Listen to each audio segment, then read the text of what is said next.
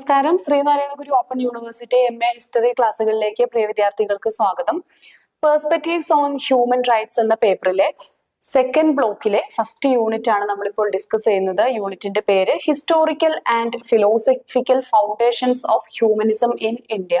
അപ്പോൾ ഇന്ത്യയിൽ humanism develop ചെയ്യുന്നതുമായി ബന്ധപ്പെട്ട അതിന്റെ ചരിത്രപരമായിട്ടും അതുപോലെ തത്വചിന്താപരമായിട്ടുമുള്ള അതിന്റെ ഫൗണ്ടേഷൻസ് ആണ് നമ്മൾ ഈ ഒരു ഭാഗത്ത് ഡിസ്കസ് ചെയ്യുന്നത്. അപ്പോൾ ഇന്ത്യയിൽ പുരാതന കാലഘട്ടം മുതൽ തന്നെ ഈ ഒരു ഹ്യൂമനിസ്റ്റിക് അപ്രോച്ചിലാണ് ഇന്ത്യയുടെ ഭാരതീയ പൈതൃകം രൂപപ്പെട്ടു വരുന്നത്. അപ്പോൾ ഹ്യൂമനിസം നമ്മുടെ പുരാതന കാലം മുതൽ തന്നെ നമ്മുടെ അപ്രോച്ചിന്റെ ഒരു കേന്ദ്ര ബിന്ദു ആയിരുന്നു എന്ന് നമുക്ക് പറയാനായിട്ട് സാധിക്കും. അപ്പൊ മനുഷ്യ സ്നേഹം എന്നതാണ് ഇവിടെ ഹ്യൂമനിസം കൊണ്ട് ഉദ്ദേശിക്കുന്നത്. അപ്പൊ മനുഷ്യ സ്നേഹം എന്നത് മനുഷ്യന്റെ സ്വാതന്ത്ര്യവും സമത്വവും സാഹോദര്യം ഇതിനെയൊക്കെ മുൻനിർത്തിയിട്ടുള്ള ഒരു ചിന്താധാരയാണെന്ന് നമുക്ക് പറയാം. അപ്പൊ ഇന്ത്യയില് ഈ ഒരു ഹ്യൂമനിസം എന്ന ആശയത്തെ മുൻനിർത്തിക്കൊണ്ട് രൂപപ്പെട്ടിട്ടുള്ള ഒരുപാട് തത്വചിന്തകളുണ്ട്. അതുപോലെ ഒരുപാട് ആശയ സംഹിതകളുണ്ട്. ബുദ്ധിസവും ജൈനിസവും ഉൾപ്പെടുന്ന സെറാസ്ട്രിയനിസം പോലെയുള്ള എല്ലാ മതങ്ങളുടെയും അടിസ്ഥാനം എന്ന് പറയുന്നത് മനുഷ്യ കേന്ദ്രീകൃതമായിട്ടുള്ള നന്മയും മൂല്യങ്ങളും തന്നെയാണ്. അപ്പൊ ഇവിടെ ഈ ഒരു ആശയം പുരാതന കാലഘട്ടം മുതൽ തന്നെ ഇന്ത്യയില് ഉടലെടുത്ത് വന്നിട്ടുണ്ട്. ഇതിന്റെ ചരിത്രപരമായിട്ടുള്ള ഒരു അടിസ്ഥാനം അഥവാ ഹിസ്റ്റോറിക്കൽ ഫൗണ്ടേഷൻസ് എന്തൊക്കെയാണെന്ന് നോക്കാം. ഇതിൽ ഒന്നാമത്തെ കാര്യം എന്ന് പറയുന്നത് വേദ ഉപനിഷത്ത് കാലഘട്ടത്തില് മുതലേ ഈ ഒരു ഹ്യൂമനിസം നമുക്ക് കാണാനായിട്ട് സാധിക്കും. അതായത് വസുധൈവ കുടുംബകം എന്ന ലോകം മുഴുവൻ ഒരൊറ്റ കുടുംബമാണ്. ലോകത്തിലെ എല്ലാ മനുഷ്യരും ഒറ്റ കുടുംബത്തിലെ അംഗങ്ങളാണ്. എല്ലാ മനുഷ്യരിലും ദൈവാംശമുണ്ട് തുടങ്ങിയ ആശയങ്ങളാണ് ഈ ഒരു ഭാരതീയ പൈതൃകത്തിന്റെ അല്ലെങ്കിൽ ഉപനിഷത്തുകളുടെയും വേദങ്ങളുടെയും ഒക്കെ അന്തസത്ത എന്ന് പറയുന്നത്. ഇതില് സത്യവും ധർമ്മവും അഹിംസയും ഒക്കെ മനുഷ്യ സ്നേഹത്തെ മുൻനിർത്തിക്കൊണ്ട് ഉള്ള ആശയങ്ങളാണ് ഈ ഒരു ഉപനിഷത്തുകളുടെയും വേദങ്ങളുടെയും ഒക്കെ ചാലക ശക്തി എന്ന് പറയുന്നത്. ഇനി ഇതിൽ നമ്മൾ നേരത്തെ പറഞ്ഞ ബൗദ്ധ ജൈന ആശയങ്ങള് ഈ ബുദ്ധിസവും ജൈനിസവും ഒക്കെ ആണെങ്കിലും കരുണയ്ക്കും ഹിംസയ്ക്കും അതുപോലെ സഹജീവികളോടുള്ള ഒടുങ്ങാത്ത സ്നേഹത്തിനും ഒക്കെ നന്മയിൽ അധിഷ്ഠിതമായിട്ടുള്ള മതങ്ങളാണ്. ഇപ്പോ നമുക്കറിയാം മൗര്യ കാലഘട്ടത്തില് ഈ ബുദ്ധിസത്തിനൊക്കെ വലിയ പാട്രണേജ് ലഭിക്കുകയും ബുദ്ധിസം ലോകത്തിന്റെ വിവിധ ഭാഗങ്ങളിലേക്കൊക്കെ തന്നെ സ്പ്രെഡ് ആവുകയും ചെയ്ത ഒരു കാലഘട്ടമാണ്. അപ്പോൾ ഇവിടെ അശോക ചക്രവർത്തിയുടെ പീരീഡിലാണ് ഈ ധമ്മ എന്ന ആശയം, അതായത് ധർമ്മ നയം ലോകത്ത് പ്രചരിക്കുന്നത്. അപ്പൊ ഇതിനു വേണ്ടിയിട്ട് ധമ്മ നയം ലോകത്തേക്ക് സ്പ്രെഡ് ചെയ്യുന്നതിന് വേണ്ടിയിട്ട് അശോക ചക്രവർത്തിയൊക്കെ എടുത്തിട്ടുള്ള അദ്ദേഹത്തിന്റെ ഒക്കെ പ്രവർത്തനം നമുക്ക് അറിയാവുന്നതാണ്. സംഘങ്ങളുടെ പ്രവർത്തനം ഒക്കെ നമ്മൾ ചരിത്രത്തില് പഠിച്ചിട്ടുണ്ട്. ഇപ്പൊ മനുഷ്യ സ്നേഹവും സഹവർത്തിത്വവും ഒക്കെയാണ് ഇത്തരം ആശയങ്ങളെല്ലാം തന്നെ പ്രചരിപ്പിക്കുന്നത്. ഇനി മൗര്യ കാലഘട്ടത്തിലെ യുദ്ധത്തിന് പകരം ധർമ്മഭേരി അല്ലെങ്കിൽ ധർമ്മ ഘോഷമൊക്കെയാണ് അരങ്ങേറിയിരുന്നത്. നമുക്ക് കലിംഗ യുദ്ധവും ആ യുദ്ധത്തില് യുദ്ധം കൊണ്ട് ഉണ്ടാകുന്ന മാനവകുലത്തിനുണ്ടാകുന്ന ദോഷങ്ങളെ കുറിച്ചും വ്യതകളെ കുറിച്ചും ഒക്കെ റിയലൈസ് ചെയ്തിട്ടുള്ള അശോക ചക്രവർത്തി യുദ്ധങ്ങൾ അവസാനിപ്പിച്ചുകൊണ്ട് ധർമ്മം പ്രചരിപ്പിക്കുന്നതിനായിട്ട് മുന്നിട്ടിറങ്ങി എന്നതാണ് ചരിത്രം.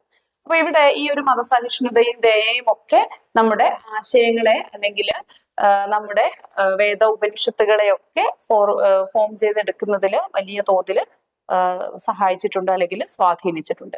ഇനി മറ്റൊരു പ്രധാനപ്പെട്ട പ്രസ്ഥാനമാണ് ഭക്തി സൂഫി പ്രസ്ഥാനം. ഭക്തി പ്രസ്ഥാനവും സൂഫിസവും ഒക്കെ തന്നെ അതിന്റെ ആത്യന്തികമായിട്ടുള്ള കാര്യം എന്ന് പറയുന്നത് മനുഷ്യനോടുള്ള സ്നേഹവും ദയയും കാരുണ്യവും ഒക്കെ തന്നെയാണ്. ഇവിടെ ജാതീയമായിട്ടുള്ള ഉച്ചനീചത്വങ്ങള് മനുഷ്യർക്ക് വലിയ ദോഷമായില്ലെങ്കിൽ മനുഷ്യരെ തട്ടുകളായി കാണുന്ന വളരെ മോശമായിട്ടുള്ള ഒരു കാര്യമാണ്. അപ്പൊ അതിനെതിരായിട്ട് രൂപപ്പെട്ടു വന്നിട്ടുള്ള ഒരു ആശയമാണ് ഭക്തി പ്രസ്ഥാനവും അതുപോലെ സൂഫിസവും എല്ലാം. അപ്പൊ ഇതില് എല്ലാം തന്നെ മനുഷ്യൻ തന്നെയാണ് കേന്ദ്രബിന്ദു. അപ്പൊ മാനവിക മൂല്യങ്ങൾക്കാണ് ഇതിൽ ഏറ്റവും അധികം പ്രാധാന്യം നൽകുന്നത്. അപ്പൊ അതുകൊണ്ട് തന്നെ ഭാരതീയ പാരമ്പര്യത്തില് അതിനെ നമുക്ക് ചരിത്രപരമായിട്ട് പരിശോധിച്ചു കഴിയുമ്പോൾ ഹ്യൂമനിസം എന്നത് പുരാതന കാലഘട്ടം മുതൽ മാനവിക തത്വചിന്തയുടെ ഭാരതീയ തത്വചിന്തയുടെ ഒക്കെ ഒരു അടിത്തറയായിരുന്നു എന്ന് നമുക്ക് പറയാനായിട്ട് സാധിക്കും. ഇനി നവോത്ഥാന കാലഘട്ടത്തില് അതായത് 1800-കളില് നവോത്ഥാന ആശയങ്ങൾ, അത് ക്രിസ്ത്യൻ മിഷണറിമാരുടെയൊക്കെ പ്രവർത്തന ഫലമായിട്ടൊക്കെ കൂടി ഇന്ത്യയിൽ ഒരുപാട് നവോത്ഥാന നേതാക്കളൊക്കെ അല്ലെങ്കിൽ നവോത്ഥാന നായകന്മാര് ഉയർന്നു വന്നിട്ടുണ്ട്.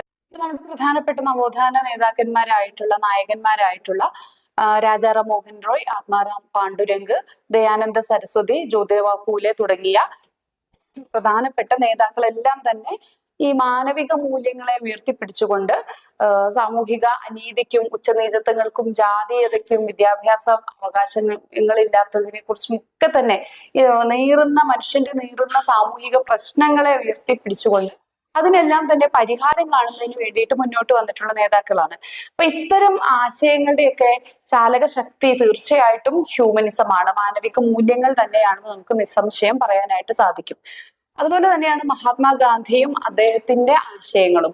മഹാത്മാഗാന്ധി അഹിംസയ്ക്കും അതുപോലെ തന്നെ സത്യാഗ്രഹം, അതുപോലെ സർവോദയം, എല്ലാവരും ഉന്നതിയിലേക്ക് ഉയർന്നു വരിക, എല്ലാ മനുഷ്യരുടെയും നന്മ, ഇതൊക്കെയായിരുന്നു ഗാന്ധിയൻ ആശയങ്ങളുടെ അടിത്തറ എന്ന് പറയുന്നത്. അപ്പൊ ഗാന്ധിയൻ ആശയം, ഗാന്ധിജി വിഭാവനം ചെയ്യുന്ന ഇന്ത്യ എന്ന് പറയുന്നത് എല്ലാ മനുഷ്യർക്കും തുല്യ പരിഗണന ലഭിക്കുന്ന ഒരു സമൂഹം തന്നെയാണ്. അപ്പൊ ഇവിടെ ഇദ്ദേഹം പറയുന്നുണ്ട് വികസനത്തെ കുറിച്ച്, അദ്ദേഹത്തിന്റെ സ്വപ്നം അദ്ദേഹം പറയുന്നത്, നമ്മളൊരു വികസന നയം ഒരു ഗവൺമെന്റോ അല്ലെങ്കിൽ ബന്ധപ്പെട്ട അധികാരികളോ പ്ലാൻ ചെയ്യുന്ന സമയത്ത് അവിടെ അത് ആ സമൂഹത്തിലെ ഏറ്റവും താഴേക്കിടയിലുള്ള അല്ലെങ്കിൽ ഏറ്റവും നിസ്സഹായനായ മനുഷ്യന് എന്ത് ഗുണമാണ് അതുകൊണ്ട് ഉണ്ടാവുക എന്നതാണ് പരിഗണിക്കേണ്ടത് എന്നതാണ്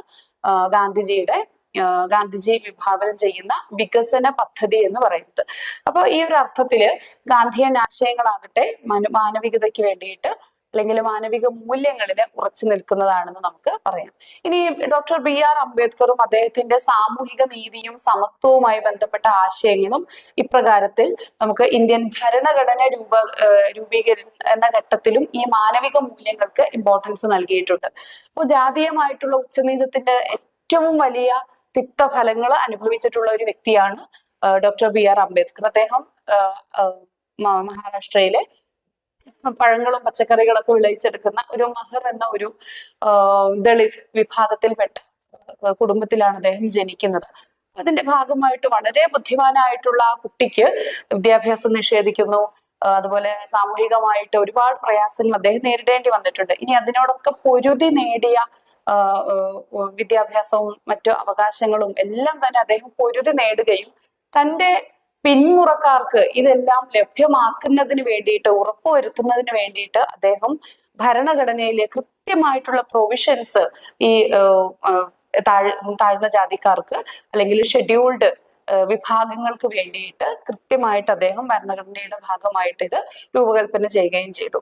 ഇനി നമ്മൾ നോക്കുന്നത് ഇന്ത്യൻ തത്വചിന്തയില് ഈ ഫിലോസഫിയുടെ അടിസ്ഥാനം, അതായത് ഇന്ത്യൻ തത്വചിന്ത പ്രകാരം ഫിലോസഫിക്കൽ ആയിട്ടുള്ള ഹ്യൂമനിസവുമായി ബന്ധപ്പെട്ട ബേസിസ് എന്തൊക്കെയാണെന്ന് നമുക്ക് നോക്കാം.